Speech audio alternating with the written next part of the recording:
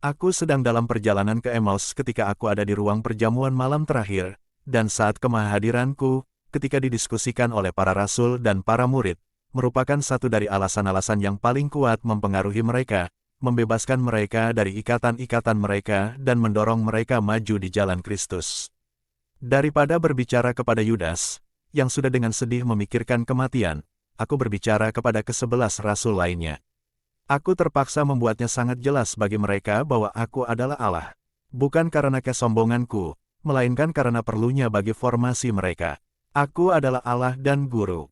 Perkataan-perkataan itu mendefinisikan aku sebagai demikian. Aku menyingkapkan diriku melalui sarana suatu kemampuan yang di luar manusia dan aku mengajarkan suatu keutamaan. Jangan kita berbicara mengenai hal-hal yang jahat bahkan tidak dalam hati kita. Sebab Allah melihat, dan Allah harus melihat suatu hati yang murni untuk turun ke dalamnya dan tinggal di sana. Mengapa aku tidak mengerjakan mukjizat di rumah itu? Guna membuat semua orang mengerti bahwa kehadiran Allah membutuhkan suatu lingkungan yang murni.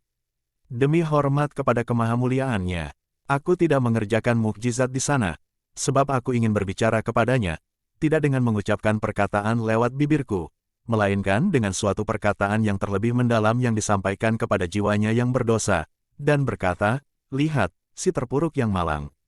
Kau begitu kotor hingga semua yang dekatmu menjadi kotor. Begitu kotor, hingga Allah tak dapat bertindak. Kau lebih kotor dari laki-laki itu. Sebab kau mengulang dosa Hawa dan menawarkan buahmu kepada banyak Adam, dengan menggoda mereka dan menjauhkan mereka dari kewajiban mereka. Kau adalah pelayan setan, tetapi mengapakah aku tidak ingin dia disebut setan oleh si ibu yang berduka? Sebab tak ada suatu alasan pun yang dapat membenarkan penghinaan dan kebencian. Syarat penting pertama untuk memiliki Allah bersama kita adalah bebas dari niat jahat dan bersedia mengampuni. Syarat kedua adalah mengakui bahwa kita, atau mereka yang adalah milik kita, adalah orang-orang berdosa juga. Jangan kita melihat hanya kesalahan-kesalahan orang lain.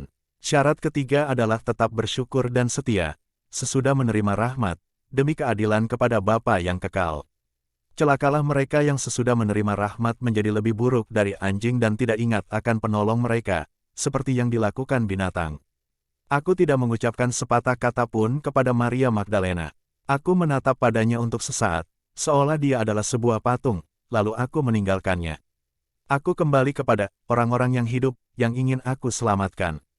Aku memperlakukannya dengan seolah tanpa peduli, seolah dia mati, lebih kurang seperti sebuah patung pualam yang tak bernyawa.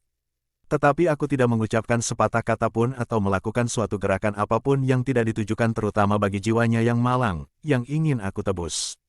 Dan perkataan terakhir, aku tidak menghina. Janganlah menghina, berdoalah bagi orang-orang berdosa, tidak yang lain, bagai suatu karangan bunga yang ujung-ujungnya dipersatukan, hendaknya dipersatukan dengan perkataan pertama yang diucapkan di atas gunung.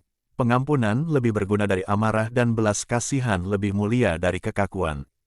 Dan ini telah melingkupi si terpuruk yang malang dalam suatu lingkaran beludru yang sejuk, dengan harum kebaikan, yang membuatnya merasakan bagaimana pelayanan penuh kasih Allah berbeda dari perbudakan keji setan, betapa manis harum surgawi dibandingkan bau busuk dosa. Dan betapa nikmatnya dikasihi secara suci dibandingkan dirasuki secara setani. Lihat betapa simpelnya kehendak Tuhan. Ia tidak menuntut pertobatan yang serta-merta. Ia tidak menuntut kemutlakan dari suatu hati. Ia dapat menunggu dan merasa puas. Dan sementara ia menantikan perempuan yang sesat itu menemukan jalannya, perempuan gila itu menemukan akalnya, ia puas dengan apa yang dapat diberikan si ibu yang berduka kepadanya. Aku hanya memintanya, dapatkah kau mengampuni? Betapa jauh lebih banyak pertanyaan yang seharusnya aku ajukan kepadanya untuk membuatnya layak akan mukjizat itu. Andai aku bersikap seturut standar manusia, tetapi aku mengukur kekuatanmu dengan suatu cara yang ilahi, adalah sudah merupakan suatu keberhasilan besar jika ibu berduka yang malang itu dapat sungguh mengampuni. Dan hanya itu yang aku minta darinya, saat itu.